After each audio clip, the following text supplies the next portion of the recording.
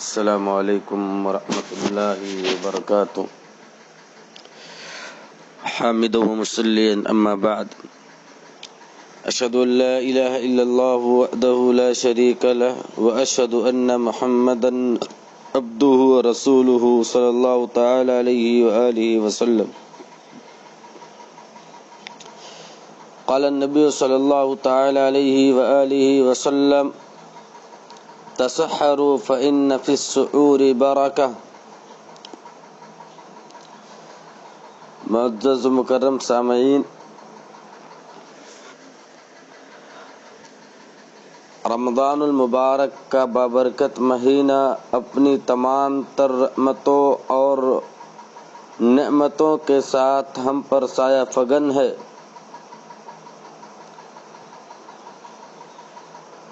اور ہم اس کی رحمتوں اور برکتوں کو حتی المقدور لوٹ رہے ہیں اور اس سے فائدہ اٹھا رہے ہیں.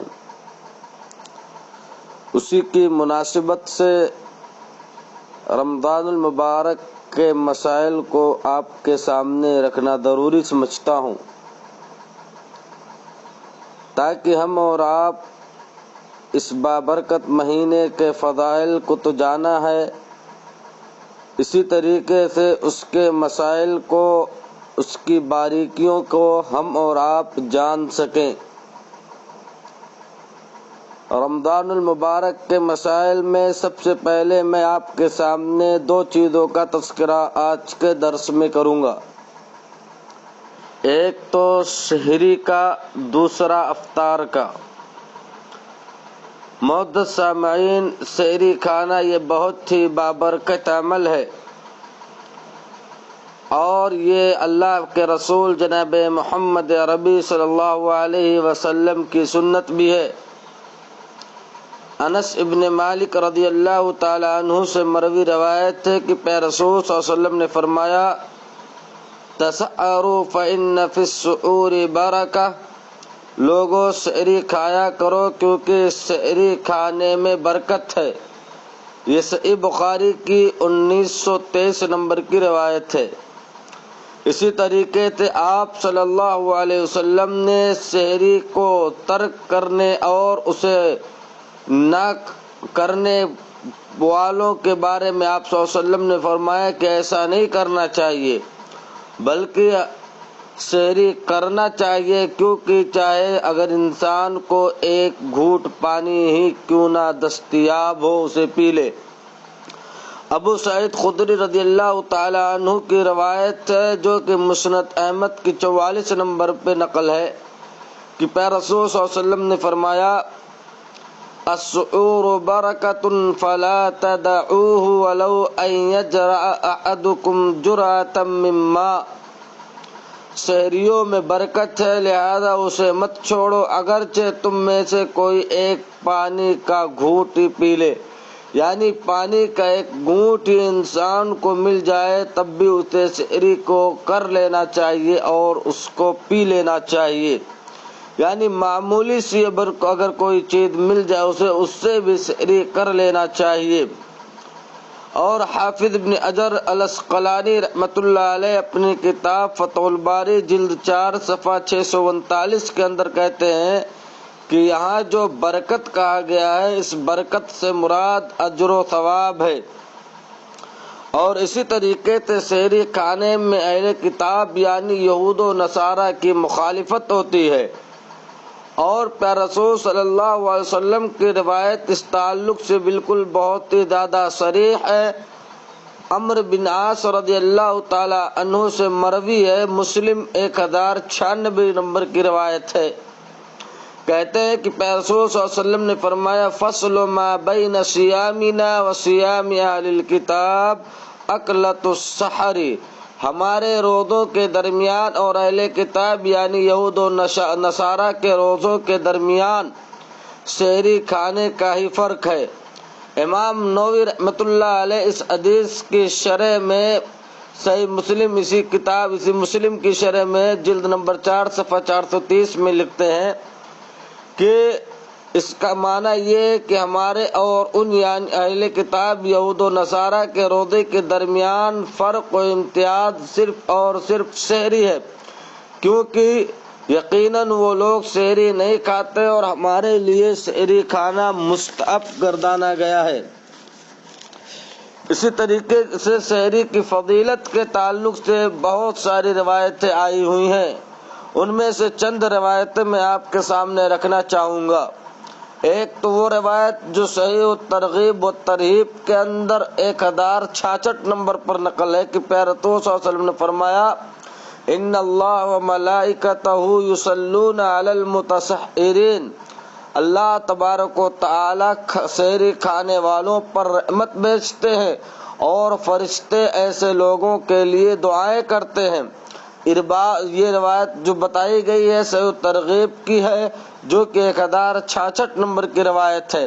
اسی طریقے سے اس کے بعد ہی 67 نمبر 1067 نمبر کی روایت کتاب الصوم کے اندر صحیح الترغیب و ترہیب کے اندر عباد ابن ساریہ رضی اللہ تعالیٰ عنہ سے مروی ہے کہ رسول نے رمضان میں مجھے سحری کی طرف بلایا اور فرمایا، ہلم الی الغداء المبارک، آؤ مبارک کھانے کی طرف۔ آپ صلی اللہ علیہ وسلم نے اسے مبارک کھانا گردانا ہے۔ اسی طریقے سے ایک اور روایت نقل کی جاتی ہے جو کہ صحیح ترغیب و ترہیب کے اندر 1069 نمبر کی روایت ہے۔ پیارے رسول صلی اللہ علیہ وسلم کے بارے میں کہتے ہیں ایک صحابی کہ نبی کریم صلی اللہ علیہ وسلم کے ایک صحابی بیان فرماتے ہیں کہ میں نبی کائنات علیہ الصلوۃ والسلام کے پاس حاضر ہوا تو آپ صلی اللہ علیہ وسلم سحری کھا رہے تھے۔ آپ نے فرمایا، انہا برکۃ اعطاکم اللہ ایہا فلا تدعوہ، یقیناً یہ برکت ہے جو اللہ تعالی نے خاص تم لوگوں کو عطا فرمائی ہے، اس لیے اسے مت چھوڑو۔ اسی طریقے سے سحری کا وقت کہتے ہیں صبح سحری کے لیے بیدار ہو جانے کے بعد صبح صادق کے مکمل نمایاں اور روشن ہو جانے تک سحری کا وقت رہتا ہے، اور اس کے دلیلیں بھی اللہ تبارک و تعالیٰ نے فرمایا، کلوا واشربوا حتی یتبین لکم الخیط الابیض من الخیط الاسود من الفجر، سورہ بقرہ آیت نمبر 187 ہے کہ اللہ تبارک و تعالیٰ نے فرمایا، تم کھاتے پیتے رہو یہاں تک کہ صبح کا سفید دھاگا یعنی صبح صادق سیاہ دھاگے یعنی رات کے سیاہ دھاری سے ظاہر ہو جائے۔ یعنی یہ کہ آدمی کو جو صبح صادق ہوتی ہے یعنی طلعت فجر کے لیے جو اذان دی جاتی ہے اس وقت تک انسان کو کھانا چاہیے اور اس وقت تک سحری کا وقت ختم ہو جایا کرتا ہے۔ اسی طریقے سے سحری کھانے میں ایک اور چیز جو ہم اور آپ کرتے نہیں ہیں، ایک یہ کہ سحری کھانے میں ہمیں اور آپ کو جو ہے تاخیر کرنا چاہیے، یہ مستحب عمل ہے۔ یعنی انسان کو چاہیے کہ سحری کھانے میں تاخیر کرے۔ تاخیر کا مطلب یہ نہیں ہے کہ ہم اور آپ جب اذان ہو تبھی پانی کے گلاس کو اٹھائیں، ایسا کچھ نہیں ہے، بلکہ ہمارے معاشرے اور سماج میں دیکھا جاتا ہے کہ لوگ کھا پی لیتے ہیں اس کے بعد لیٹ جاتے ہیں۔ اب جیسے ہی مؤذن صاحب نے اذان کی آواز دی ترنت لوگ اٹھ کر ایک گلاس میں پانی رکھے ہوئے ہوتے اسے پی لیتے ہیں۔ ایسا کرنا بالکل سنت کے خلاف ہے، بلکہ انسان کو چاہیے ایسی صورتحال میں کہ وہ سحری کے لیے کم سے کم 20 منٹ 25 منٹ پہلے سحری کھانے 10 منٹ پہلے کھانے بیٹھے، جتنے میں وہ اذان سے پہلے کھا سکتا ہے۔ زید بن ثابت رضی اللہ تعالیٰ عنہ سے مروی روایت ہے کہ ہم نے نبی کریم صلی اللہ علیہ وسلم کے ساتھ سحری کھائی، پھر آپ صلی اللہ علیہ وسلم صبح کی نماز کے لیے کھڑے ہوئے۔ میں نے سوال کیا کہ سحری اور اذان میں کتنا فاصلہ تھا؟ تو انہوں نے کہا کہ قدر 50 آیتن، 50 آیتیں پڑھنے کے برابر سحری اور اذان کے درمیان فاصلہ ہوتا تھا۔ اس وقت پہ رسول صلی اللہ علیہ وسلم کے زمانے میں، یہ بخاری کی 1921 نمبر کی روایت ہے۔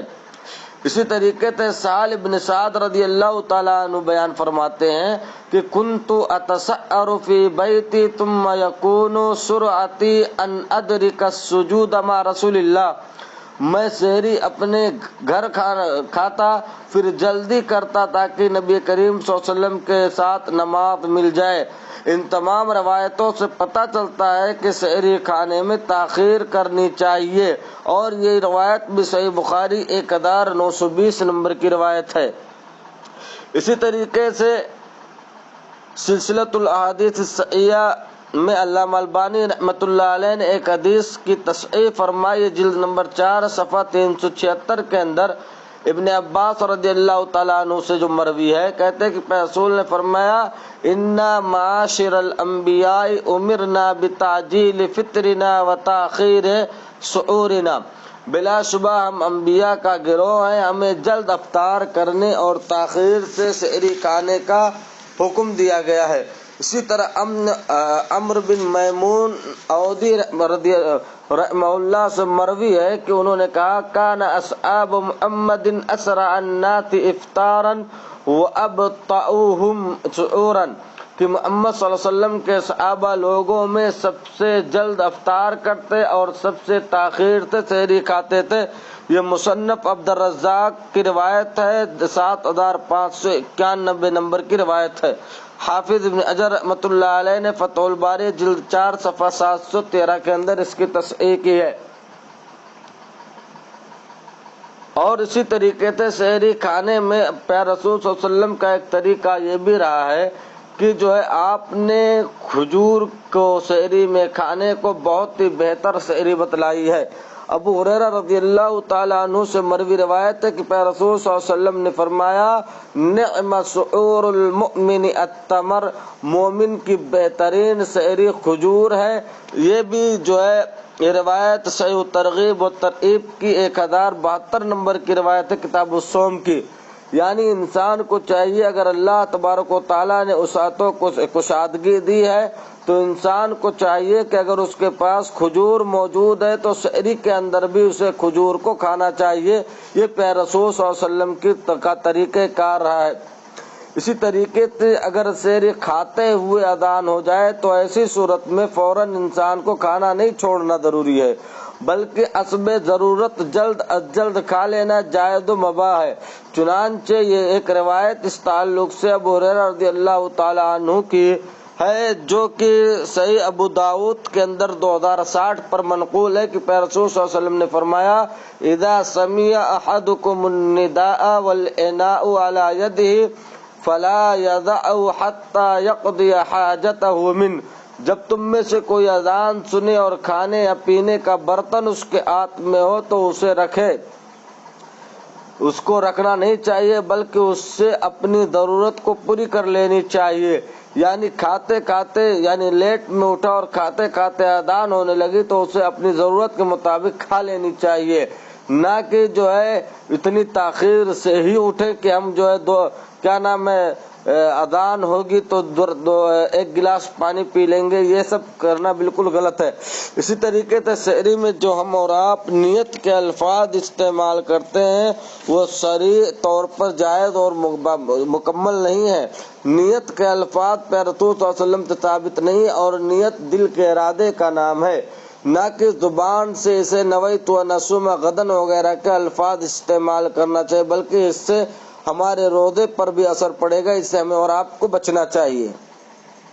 اسی طریقے سے دوسری چیز جو ہے افطاری ہے، یعنی روزے ماہ رمضان میں ایک محبوب عمل افطار کرنا ہے جس کی اپنی جگہ پر بڑی زیادہ فضیلت ہے اور جو کہ مستحب عمل ہے، جیسا کہ سہل بن سعد رضی اللہ تعالیٰ عنہ سے مروی روایت جو کہ صحیح بخاری 1957 پر نقل ہے کہ پیارے رسول صلی اللہ علیہ وسلم نے فرمایا لا یزال الناس بخیر ما عجل الفطرہ،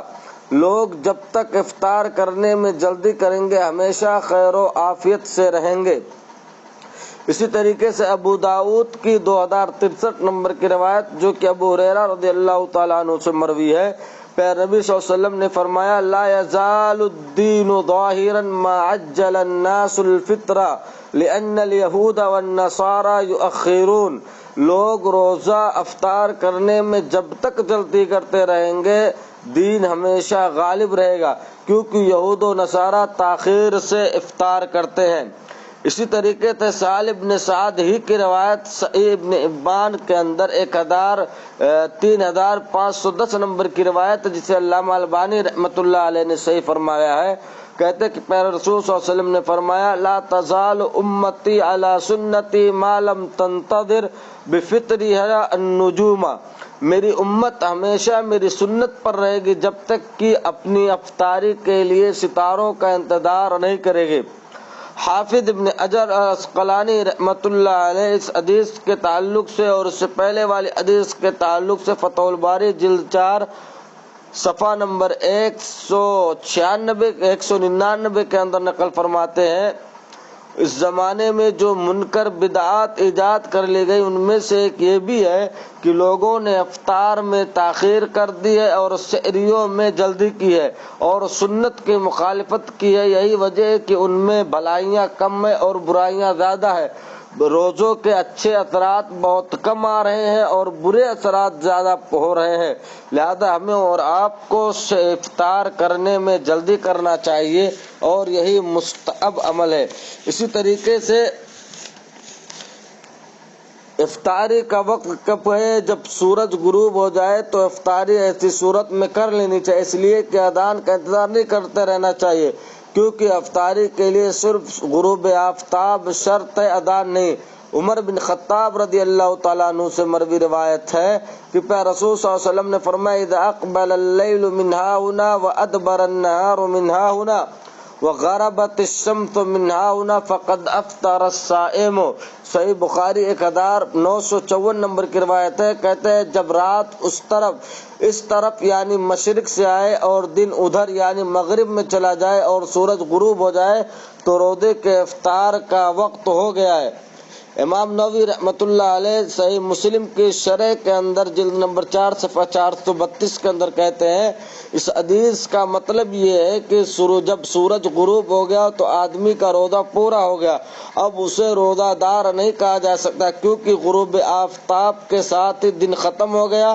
اور رات شروع ہو گئی اور رات روزے کا وقت نہیں ہے۔ لہذا جیسے ہی سورج غروب ہو جائے ہمیں اور آپ کو مکمل طور پر افطاری کر لینی چاہیے اور اسے ذرا برابر بھی پیچھے ہٹنا نہیں چاہیے اور نہ احتیاط کے طور پر 2-4 منٹ انتظار کرنا چاہیے، جو ٹائم میں اسی ٹائم پر افطار کر لینا چاہیے۔ الحمدللہ ہر علاقے کے اعتبار سے لوگوں نے ٹائم ٹیبل سحری اور افطار کے بنا دیے ہیں جو کہ سنت کے موافق ہیں، لہذا سلفی مکتب فکر نے جو بنایا اسی کے مطابق روزہ افطار کیا جائے اور سحری کے لیے جو ہے رکا جائے اور سحری اس وقت بند کر دیا جائے۔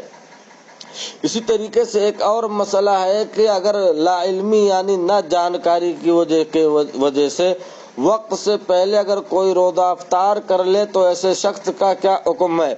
یہ مسئلہ اختلافی ہے، جیسا کہ حافظ ابن حجر رحمۃ اللہ علیہ نے فرمایا، لہذا اس میں علماء کے بڑے بڑے 2 موقف ہیں۔ نمبر 1، اگر مطلع یعنی جو ہے آسمان ابر آلود ہو، یعنی کہ ابر آلود مطلب یہ ہے کہ آسمان پر بدلی چھائی ہوئی ہو اور انسان یہ سمجھ کر افطاری کر لے کہ افطاری کا وقت ہو گیا، تو لیکن اسے بعد میں علم ہو کہ سورج ابھی مکمل غروب نہیں ہوا تھا تو ایسے شخص کو چاہیے کہ وہ 1 دن قضا کا روزہ رکھے۔ اس موقف کو اپنانے کے والے علماء کے جو چند دلائل اس کے موجود ہیں۔ حضرت اسماء بنت ابی بکر رضی اللہ تعالیٰ عنہ کی مروی وہ حدیث جو صحیح بخاری 1959 پر ہے، کہتی ہے افطرنا علی عہد النبی صلی اللہ علیہ وسلم یوم غیم ثم طلعت الشمس قیل لہشام فامروا بالقضاء قال لا بد من قضاء وقال معمر سمعت حشاما لا ادری اقضوا ام لا۔ ایک مرتبہ نبی کریم صلی اللہ علیہ وسلم کے زمانے میں ابر تھا، بدلی چھائی ہوئی تھی آسمان پر، ہم نے جب افطار کر لیا تو سورج نکل آیا۔ اس پر حشام جو راوی حدیث ہے ان سے کہا گیا کہ کیا پھر انہیں اس روزے کی قضا کا حکم ہوا تھا؟ تو انہوں نے بتلایا کہ قضا کے سوا اور کوئی چارہ کار ہی کیا تھا۔ تو اور معمر نے کہا کہ میں نے حشام سے یوں سنا ہے، مجھے معلوم نہیں کہ ان لوگوں نے قضا کی تھی کہ نہیں کی تھی۔ اسی طریقے سے مسند شافعی کے اندر جلد 1 صفحہ 277 نمبر پر خالد بن اسلم کی حدیث میں ہے کہ بلا شبہ یقیناً عمر فاروق رضی اللہ تعالیٰ عنہ نے رمضان میں ایک ابر آلود دن میں افطاری کی، یعنی بدلی چھائی ہوئی دن میں افطاری کی، اور یہ خیال کیا کہ شام ہو گئی اور سورج غروب ہو گیا۔ پھر ایک آدمی آیا اور اس نے کہا کہ بے شک سورج تو طلوع ہو چکا ہے، تو انہوں نے کہا یہ چھوٹا معاملہ ہی ہے اور بے شک ہم نے اجتہاد کر لیا ہے۔ اسی طریقے سے سعودی مستقل فتویٰ کمیٹی کا جو ہے سعودی مستقل فتویٰ کمیٹی نے اس تعلق سے جو فتویٰ دیا، فتاویٰ اللجنۃ الدائمہ کے اندر جلد 10 صفحہ 277 288 291 کے اندر نقل ہے کہ جب روزہ دار کے لیے واضح ہو جائے کہ اس نے غروب آفتاب سے پہلے افطاری کر لی ہے تو اس پر قضا لازم ہے، کیونکہ اس نے صحیح وقت میں روزہ افطار نہیں کیا ہے، اور اہل علم کا اتفاق ہے کہ روزہ طلوع آفتاب سے غروب آفتاب تک ہے، جیسا کہ قرآن میں موجود ہے۔ لہذا ایسے شخص پر لازم ہے کہ جن ایام کے متعلق اسے یقین ہو کہ اس نے ان میں غروب آفتاب سے پہلے افطاری کر لی ہے تو وہ ان کی قضا دے، اور اس پر کوئی گناہ نہیں ہوگا، کیونکہ اس نے جان بوجھ کر رمضان کے دن میں روزہ نہیں کھولا، بلکہ اس کا روزہ کھول دینا محض جہالت اور خطا کی وجہ سے ہے۔ اور یہی ائمہ اربعہ کا جو ہے مسلک ہے، جیسا کہ فقہ و سنت کے اندر سید ثابت نے نقل فرمایا ہے۔ دوسرا موقف یہ ہے کہ ایسے شخص کو چاہیے کہ یہ علم ہو جانے کے بعد غروب آفتاب تک کچھ نہ کھائے، اس کا روزہ مکمل ہے اور اس پر کوئی قضا نہیں ہے۔ اس موقف کو ترجیح دینے والوں نے یہ چند وجوہات بیان کی ہیں جو آپ کے سامنے بیان کرنا مناسب سمجھتے ہیں۔ پہلی بات یہ کہ ایسے شخص پر قضا کو لازم قرار دینے کے لیے کوئی واضح دلیل نہیں ہے، اور قضا کو لازم قرار دینے کے لیے دلیل چاہیے جو کہ موجود نہیں ہے۔ اور صحیح بخاری کی حدیث میں تو اتنا ذکر ہے کہ عہد رسالت میں غروب آفتاب سے پہلے روزہ افطار کر لیا گیا، لیکن یہ تذکرہ نہیں ہے کہ رسول اللہ صلی اللہ علیہ وسلم نے ایسا کرنے والے کو دوبارہ روزہ رکھنے کا حکم دیا ہو۔ اور صرف عمر بن خطاب رضی اللہ تعالیٰ عنہ کا عمل بھی قضا کے وجوب کی دلیل نہیں بن سکتا، کیونکہ مجرد رسول اللہ صلی اللہ علیہ وسلم کا عمل بھی کسی کام کو واجب قرار دینے کے لیے کافی نہیں ہے، چہ جائے کہ کسی صحابی کا عمل ہو، جیسا کہ اصول کی کتابوں کے اندر یہ بات ثابت ہے۔ دوسری بات یہ کہ جو شخص دوران روزہ بھول کر کھا پی لے، اس کے متعلق رسول اللہ صلی اللہ علیہ وسلم کا فرمان موجود ہے کہ اسے اللہ تعالیٰ نے کھلایا اور پلایا، جیسا کہ حدیث میں موجود ہے۔ حضرت ابو ہریرہ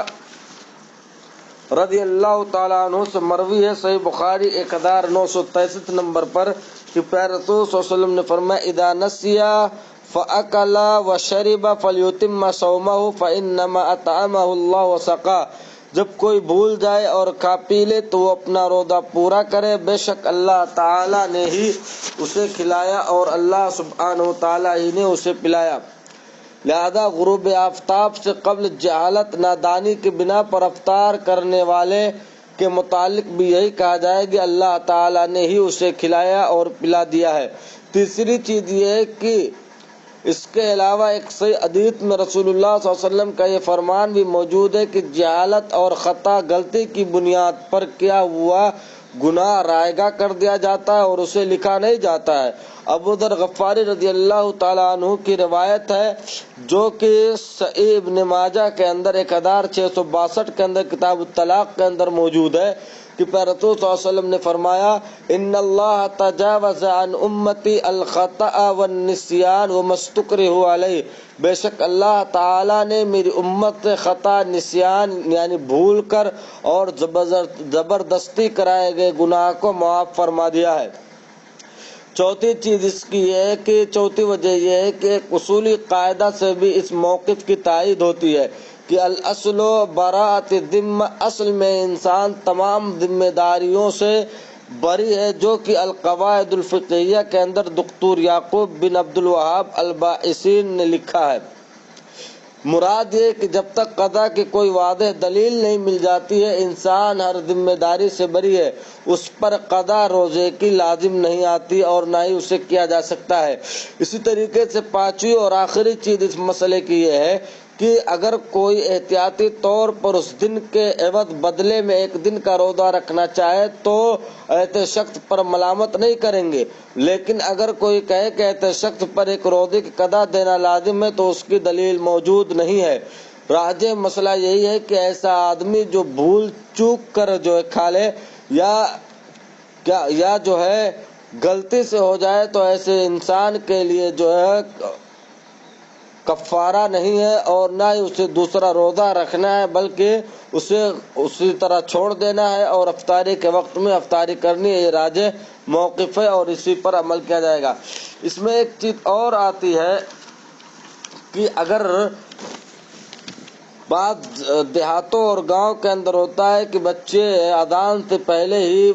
وقت سے پہلے ہی اذان دے دیتے ہیں، تو کیا اگر کوئی ان کی بہکاوے میں آ جائے تو اپنا روزہ توڑ دے؟ بلکہ ایسے انسان کو روزہ اپنا نہیں توڑنا، روزے کو مکمل طور پر رکھنا ہے۔ اور یہی چیز درست ہے کہ روزے کو جیسا کہ کسی نے اذان غلطی سے یا ٹائم سے پہلے مسجد میں اذان ہو گئی تو اگر کسی نے افطاری کر لی ہے اور مؤذن رک گیا ہے یا اسے غلطی کا پتہ چل گیا تو اسے فوراً چھوڑ دینا چاہیے، اور پتہ چلے یا نہ چلے لیکن ٹائم سے پہلے جو اس نے افطاری کی ہے وہیں پر اسے روک دینی چاہیے اور اس کے بعد جو افطاری کے وقت پر ہی اسے افطاری کرنی چاہیے۔ علامہ البانی رحمۃ اللہ علیہ کہتے ہیں کہ بارے میں شیخ حسین بن عودہ بیان کرتے ہیں کہ میں نے شیخ البانی سے دریافت کیا کہ اگر کوئی یہ گمان کرتے ہوئے کھا لے کہ سورج غروب ہو گیا پھر اس کے خلاف ظاہر ہو جائے، یا یہ گمان کرتے ہوئے کھا لے کہ ابھی فجر طلوع نہیں ہوئی ہے تو اس کا کیا حکم ہے؟ تو شیخ نے فرمایا کہ اگر وہ شخص اپنے گمان میں معذور ہو، یعنی کسی شرعی عذر کی وجہ سے اس نے کھا پی لیا ہو، تو اسے روزہ کھولنے والا شمار نہیں کیا جائے گا بلکہ اسے روزہ دار ہی مانا جائے گا۔ یہ چیز آپ کو الموسوعۃ الفقہیہ المیسرہ کے اندر جلد نمبر 3 صفحہ 282 کے اندر مل جائے گی۔ ایک اور چیز افطاری کے تعلق سے کہ افطاری کے وقت اللہ تبارک و تعالی دعاؤں کو قبول فرماتا ہے، جیسا کہ حسن درجہ کی ایک روایت ہے کہ رسول صلی اللہ علیہ وسلم نے فرمایا 3 آدمیوں کی دعا رد نہیں کی جاتی ہے، ایک عادل حکمراں، روزہ دار حتیٰ کہ افطار کر لے، اور مظلوم آدمی۔ یہ روایت آپ کو ترمذی 3598 پر ملے گی کتاب الدعوات کے اندر۔ اس کے علاوہ بھی ایک روایت یہ بھی ہے کہ اللہ تعالیٰ ہر روز افطاری کے وقت لوگوں کو جہنم سے آزاد کرتے ہیں۔ یہ آپ کو ابن ماجہ کے اندر 1332 کے اندر مل جائے گی۔ علامہ البانی رحمۃ اللہ علیہ نے اسے صحیح فرمایا ہے۔ تو لہذا افطاری کے وقت ہمیں اور آپ کو زیادہ سے زیادہ دعائیں کرنی چاہیے ملت اسلامیہ کے لیے، پوری کائنات کے لیے، اور اب اس وبا سے جو اس کائنات کے اندر پھیلا ہوا ہے اس کے خاتمے کے لیے ہمیں اور آپ کو مل جل کر دعائیں کرنی چاہیے۔ اسی طریقے سے ایک چیز اور کہ روزہ کس چیز سے افطار کیا جائے، روزہ کس چیز سے افطار کیا جائے، اس تعلق سے انس بن مالک رضی اللہ تعالیٰ عنہ سے مروی روایت ہے جو کہ ابو داؤد کے اندر 2065 نمبر پر نقل ہے۔ کہتے ہیں کان النبی صلی اللہ علیہ وسلم یفطر علی رطبات قبل ان یصلی فإن لم تكن رطبات فعلى تمرات فإن لم تكن تمرات حصى اسوات من ماء،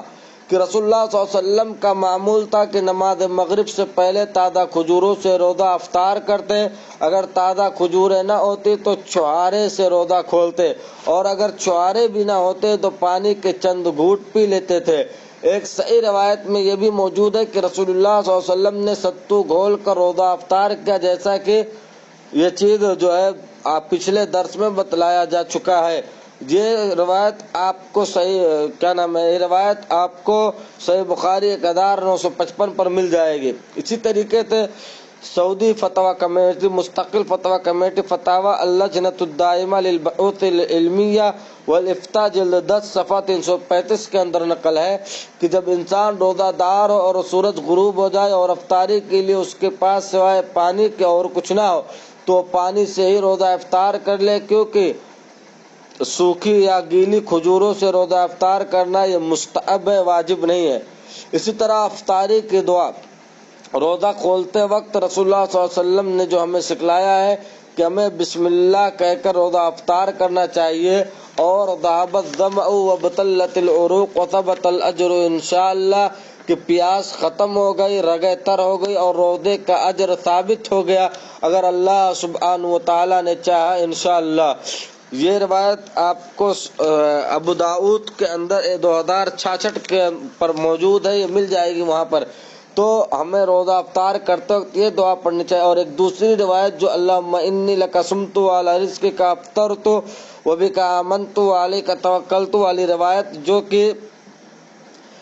अबू दाऊद के अंदर 2358 नंबर पर नकल है, ये रिवायत मुकम्मल तौर पर सही नहीं है। इस रिवायत के कुछ हिस्से के ताल्लुक से नकल किया जाता है कि अल्लामा अलबानी रहमतुल्लाह अलैह ने चंद शवाहिद की बुनियाद पर इसे सही कहा है, लेकिन याद रखा जाए कि अल्लामा अलबानी रहमतुल्लाह अलैह ने इरवाउल गलील की जो तहकीक की है और उसी तरह मिस्कात की जो दूसरी एडिशन आई हुई है तहकीक की, उसके अंदर जो है अल्लामा अलबानी रहमतुल्लाह अलैह के रुजू के कलिमात है और को कहते हैं यह हदीस मुकम्मल तौर पर ज़ईफ़ है। लिहाजा हमें और आपको चाहिए कि ज़हाबत ज़मअ व बतल्लतिल उरूक़ व सबतल अज्र इंशाअल्लाह अफ्तारी के बाद कहें और बिस्मिल्लाह कहकर अफ्तारी करें। इसी तरीके से आज उम्मत इस्लामिया की एक ज़रूरत यह है कि वो रोज़ेदारों को रोज़ा खुलवाए और रोज़ेदारों के इफ्तारी का इंतज़ाम करे, गरीब और मिस्कीन लोगों को रोज़ा अफ्तार कराए या इसी तरीके से अपने पास पड़ोस के लोगों को भी अफ्तार कराए। ज़ैद बिन खालिद जोनी रज़ियल्लाहु तआला अन्हु से मरवी है कि प्यारे रसूल सल्लल्लाहु अलैहि वसल्लम ने फरमाया मन फत्तर साइमन कान लहू मिथलु अजरिही गैर अन्नहु ला यनकुस मिन अजरि साइम शैआ। ये रिवायत सही सुनन तिरमिज़ी के अंदर 6047 नंबर की रिवायत है। कहते हैं कि रसूल ने फरमाया जिसने किसी रोज़ेदार का रोज़ा अफ्तार करा है उसे भी उतना अज्र मिलेगा जितना अज्र रोज़ादार के लिए होगा और रोज़ादार के अज्र से कोई चीज़ कम भी ना होगी। एक दूसरी रिवायत के अंदर है मन फत्तर साइमन औ जअद गादिन फलहु मिथलु अजरिही। ये रिवायत भी जो है बहकी ने इमाम बहकी ने सुनन कुबरा के अंदर जिल्द 4 सफ़ा नंबर 240 के अंदर नकल किया है। कहते हैं कि जिसने किसी रोज़ेदार का रोज़ा अफ्तार कराया या किसी मुजाहिद को सामान दिया तो उसको उसके बराबर सवाब मिलेगा। और इसी तरीके से रोज़ा अगर कोई इंसान अफ्तार हमें कराता है तो जब हम उसके यहाँ अफ्तारी कर चुके हैं तो उसके लिए दुआएं दे। और ये प्यारे रसूल सल्लल्लाहु अलैहि वसल्लम की सुन्नत है। अनस इब्न मालिक रज़ियल्लाहु तआला अन्हु से मरवी रिवायत है जो कि मुस्नद अहमद जिल्द 3 सफ़ा 118 के अंदर मनकूल है। कहते हैं कि जब रसूलुल्लाह सल्लल्लाहु अलैहि वसल्लम किसी के घर रोज़ा अफ्तार करते तो ये दुआ देते थे अफ्तर इंदकुमुस साइमून व अकल तआमकुमुल अबरारु व तनज़्ज़लत अलैकुमुल मलाइकतु कि रोज़ादार तुम्हारे यहाँ अफ्तारी करते रहे, नेक लोग तुम्हारा खाना खाते रहे और अल्लाह के फरिश्ते तुम्हारे लिए रहमतें लेकर उतरते रहे। और इसी तरीके से अब्दुल्ला बिन जुबैर रज़ियल्लाहु ताला अन्हु से मरवी कि रसूलुल्लाह सल्लल्लाहु अलैहि वसल्लम ने साद बिन माद रज़ियल्लाहु ताला अन्हु के पास रोज़ा अफ्तार किया और फिर उन्हें ये दुआ दी अफ्तर इंदकुमुस साइमून व अकल तआमकुमुल अबरार व सल्लत अलैकुमुल मलाइकतु। ये रिवायत इब्न माजा 1418 नंबर की है। अल्लामा अलबानी रहमतुल्लाह अलैह ने इसे सही कर फरमाया है। अफ्तारा रसूलुल्लाह सल्लल्लाहु अलैहि वसल्लम के अल्फाज के अलावा बाकी हदीस को आप सल्लल्लाहु अलैहि वसल्लम ने सही फरमाया कि रोज़ेदार तुम्हारे अफ्तारी करते रहे, नेक लोग तुम्हारा खाना खाते रहे और अल्लाह के फरिश्ते तुम्हारे लिए दुआएं करते रहे। इसी तरीके से ये तो चीज़ आपके यहाँ हो गई। ये चंद मुख्तसर मालूमात थी जो सहरी और अफ्तार के ताल्लुक से इंशाअल्लाह अगले मसाइल जो है मुकम्मल तौर पर आगे आते रहेंगे। अल्लाह सुब्हानहु व तआला से दुआ है कि अल्लाह रब्बुल आलमीन हमें रमज़ान मुबारक के रहमतों और बरकतों से ज़्यादा फ़ायदा उठाने की तौफीक अता फरमाए और उसके मसाइल को जानने की भी तौफीक अता फरमाए। आमीन। अस्सलामु अलैकुम व रहमतुल्लाहि व बरकातुहू।